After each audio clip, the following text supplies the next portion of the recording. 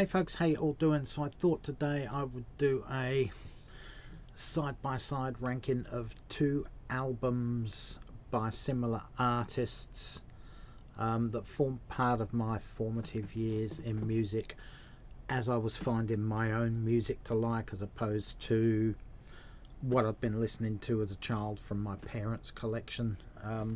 And this time we're going for the debut albums by The Specials, Self-Titled, and Madness One Step Beyond. These were both actually released on the same day in the UK. I don't think they were in Australia from memory, but certainly in the UK. And they're often regarded as two of the best, ska-infused albums of that era, and certainly probably the two most influential UK bands of that style, of that era as well. So the way I do it, I'm going to mark each track out of 10 and give it a score. There's 14 tracks on each album. I'm not going to do the 15th track on the Madness album, which is Chipmunks Go, which is basically just a little end bit, and it's not really a song. So each album has 14 tracks. It's going to get a score out of 140.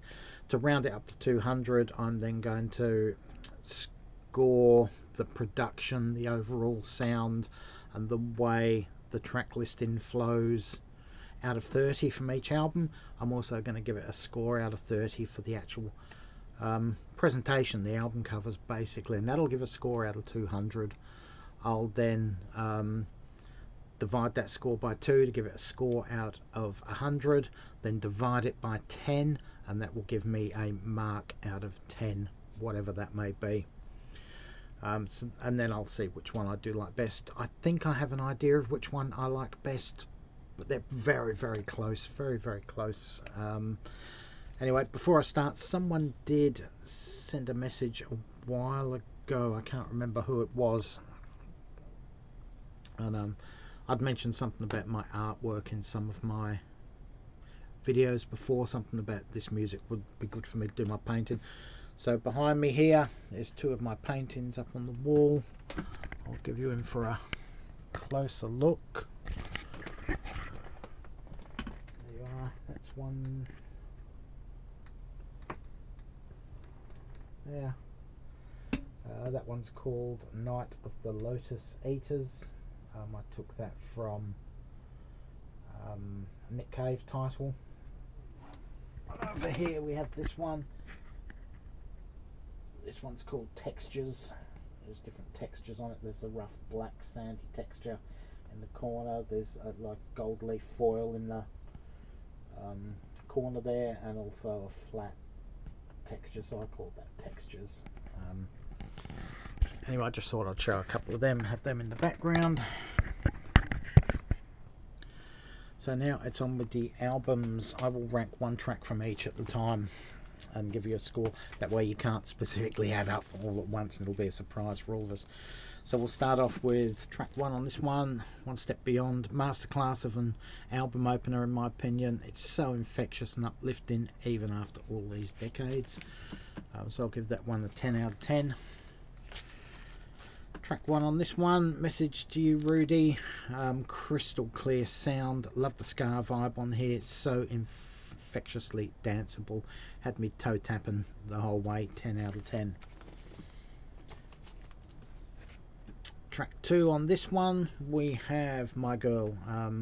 It's an oh woe is me, Cockney knees up, sums up how we all feel when she's in a right mood, and nothing you can do will make it right, basically. 10 out of 10 also.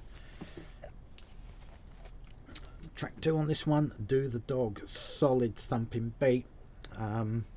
So much happening musically. Every time you hear it, if you hear it one after the other, there's so much happening, and it just doesn't sound messy. It's absolutely brilliant. 10 out of 10 again. We'll go to track 3 on this one. Night Boat to Cairo opens up with that foghorn horn blast, then to some of the most infectious dance beats you're ever going to hear, and just that one verse in the middle, which they do repeat twice, just paints a picture absolutely perfectly of what they're trying to convey with Night Boat to Cairo. 10 out of 10. Track 3 on this one, It's Up to You. Starts off almost punk sounding, and then goes into a full-blown infectious ska at the drop of a hat. Great guitar solo also in the middle. Again, so many things happening. You've got the punk sound, then you've got a great rock guitar solo, and then you've got the ska sounds. It's absolutely, the slower ska sounds, absolutely brilliant. 10 out of 10. Track 4 for this one, Believe Me. Classic Madness sound here, pianos, saxophones, sets up the formula for their nutty sound for the whole of their career, basically. 10 out of 10. Track 4 on here, Nightclub. I remember being unemployed as a youngster, waiting for the weekend or the working week to finish, or even if you are working, you're waiting for the weekend so you can go and party. This one says it all. Brilliant stuff. 10 out of 10. Track 5, Land of Hope and Glory, starts off with a military style drum solo, beat tune. It's still infectious. It does sound corny and dated at times, with a Spitting Image sound going on. Spitting Image being the novelty humorous TV show that they had in the UK at the time, but still enjoyable. 8 out of 10. Track 5, Doesn't Make It All Right. Anti-poverty, anti-racist, anti-establishment song in every way, and yet it's so upbeat at the same time. 8 out of 10 for me. Track 6 on here, The Prince, great track, slightly different vibe than some others on this album, but absolutely brilliant nonetheless. 10 out of 10. Track 6 on here, Concrete Jungle, social commentary of the issues facing people living in the urban decay, i.e. the concrete jungle. This song pretty much has a vibe of a lot of their songs moving forward. This pretty was their sort of a signature sound for them in a way, but still comes in at 10 out of 10.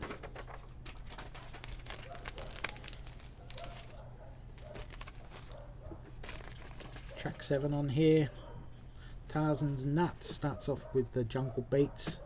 It's almost chant-like vocal before settling into a slow, nutty sound.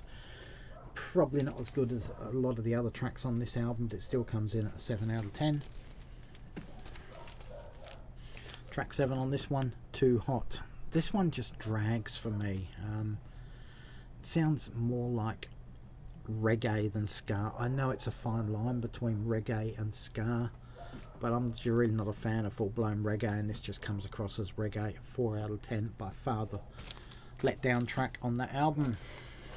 Track number 8 on this one, In the Middle of the Night, another Cockney Knees Up, tale of a knicker picker. You know, someone who roams the streets at night taking women's underwear off the lines. It has a bit of a Kinks feel to it with the way it's sung and just the vibe of it. And I could actually imagine the Kinks singing this. 9 out of 10.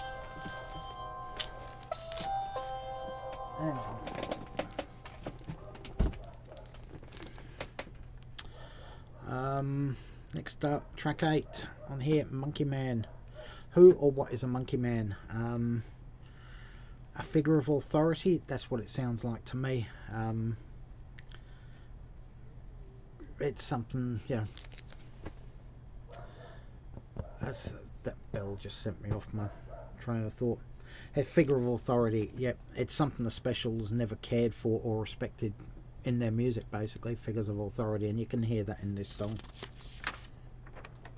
Mind you, don't forget on both albums there are a couple of cover songs, so you know it's they're not all originals. Track 9, Bed and Breakfast Man, supposedly a true story of a bed and breakfast loafer. Has that distinct piano sound, light-hearted, tongue-in-cheek song. 9 out of 10. Track 9 on this one, Dawning of a New Era, has a blatant Eddie Cochran, I think it's Summertime Blues type rip-off feel with the guitarist openings riff. Some ambiguous, opaque, vague lyrics on this one. I see it as a sort of a dystopian future where the city's divided into certain areas and you've got to go through checkpoints to get to each area. That's the way I see this track. Again, another dystopian, you know, concrete jungle type thing. I guess when you come from up north where the Specials did, that's what you get. The way you live. 9 out of 10. Track number 10 on here, Razorblade Alley. To me, this is a fairly weak song. It has a hint of their sound and style. If it wasn't for that signature piano solo in the middle, it probably wouldn't pass for me. 6 out of 10. Track 10 on this one, Blank Expression. I see this as a song about life in the bleak, depressive cities in the UK.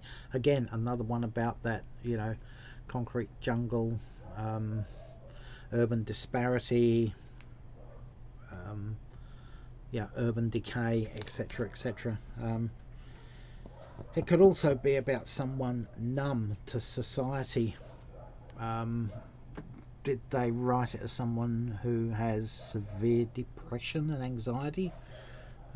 Knowing Terry Hall's lifelong struggle with that sort of thing, it's possible that could be what it's about also. 9 out of 10. It's what I like about the Specials. Some of their songs are very ambiguous, whereas Madness are straight there, straight to the point. Some ambiguities with some of the Special songs. Track 11, Swan Lake. Delightful little instrumental. Gives a nice change of pace to the album. Gorgeous piano playing in the foreground, so it's in the forefront of the track. So 8 out of 10 for that one. Track 11 on here, Stupid Marriage. A stalking song. It's about a guy whose relationship has ended with another girl. He's stalking her. Well, that's the way I see it. He's following her. Now he's jealous because she's with another man. He starts damaging her property. Goes to court, etc., etc. Yeah, a very difficult subject to approach, I guess. 10 out of 10. Track 12 on here. I think this one's called Rockin' in A Flat, when you've got that capital A and that B, small b. I think that's A flat. Feels like a Jonah Louie song to me, as opposed to a Madness song. You know, Jonah Louie, Stop the Cavalry, You'll Always Find Me in the Kitchen at Parties, etc. Yeah, it's just got that vibe to it more than a Madness vibe. Probably the weakest track on here for me, 5 out of 10. Track 12 on this one, social commentary on having kids too young and basically living, you know, on the welfare system. Happened back then. It certainly happens a lot now, especially here in Australia. A lot of single mums have kids to multiple fathers and spend their lives raking in the thousands of dollars every fortnight, and that's all they're interested in. Not worried about the kids or their welfare, just the money. Brilliant song, 10 out of 10.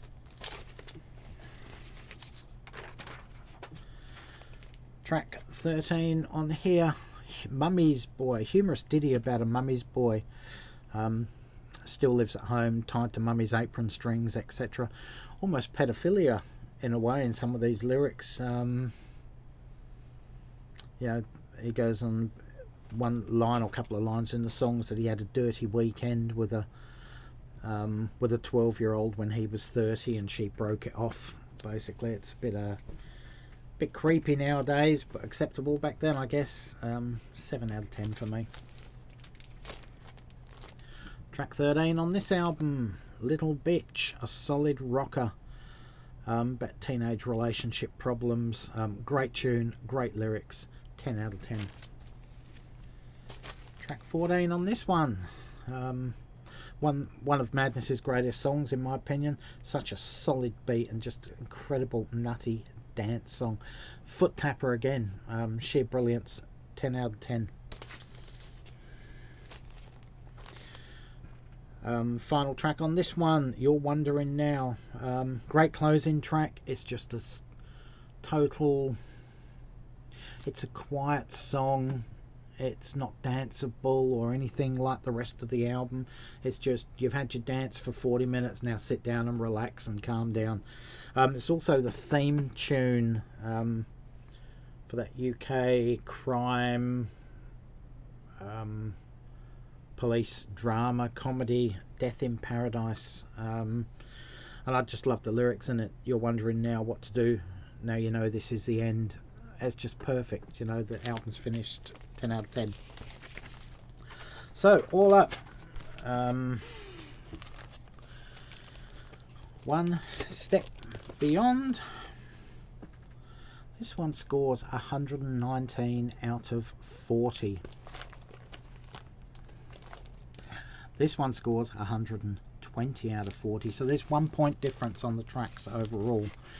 Now we're going to look at the music itself. This one here, I think the music, it isn't as fresh and vibrant in places as some of the other tracks. Some of them are just really just so fresh and vibrant even after all these years. Some of them aren't quite the same. The production isn't as crystal clear or as well balanced as it probably should be. So this one scores 25 out of 30 for me. The track selection's really good though as well, the way it's put together. This one here, crystal clear production. Everything is so, you can hear every sound, every note, every instrument. Even when there's a lot of things going on, you can hear each instrument all the way through. This album just flows almost perfectly. This one comes in at 30 out of 30 for me. Now we'll go to the covers. Just simple black and white cover, which is what you'd expect from Two Tone and anything Ska related. It's simple fonts on here. You've got the guys there doing their little nutty walk, which sums up Madness absolutely perfectly. It's an iconic picture, iconic cover. 30 out of 30 for me. This one here, this cover's actually, on this copy that I've pulled out, is actually cream. It's not white. This is a Greek, as you can see the sticker there, it's a Greek cover of the album there. So generally the album is pure white, just like the Madness one with the cover. It's brilliant. You've got the two-tone checkerboard there. You've got everything in black and white, crystal clear. They just look absolutely iconic there in all their clothing and everything, the way they're looking up. 30 out of 10. So this album here scores 174 out of 200. Divide it by 2, it's 87. Divide it into 10 and you've got a score of 8.7 out of 10. This one here scores 180 out of 200. Divide it into 2, you've got 90 out of 100. Divide it again into 10 and you've got 9 out of 10. So as good as both these albums are, 8.7 out of 10, 9 out of 10, I think the Specials does win. It's just slightly better just on the production sound alone. The songs are, but there's only 1 point difference between the songs, so it's even with the songs. It's just the production and the whole sound by Elvis Costello just lifts this just that little bit better. But both albums are totally iconic in my opinion. Anyway guys, I hope I didn't confuse you too much doing one track from each at a time. I just didn't want you all to get too focused on adding up all these numbers. I wanted to try and confuse you like that until the end. Anyway guys, leave your comments in the comments section below. Which of these two albums do you like best? Am I wrong on anything I've said? If so, let me know. I'm open to correction. Anyway guys, Thanks for watching. Stay safe. Take care. All for now. Catch you around and bye, folks.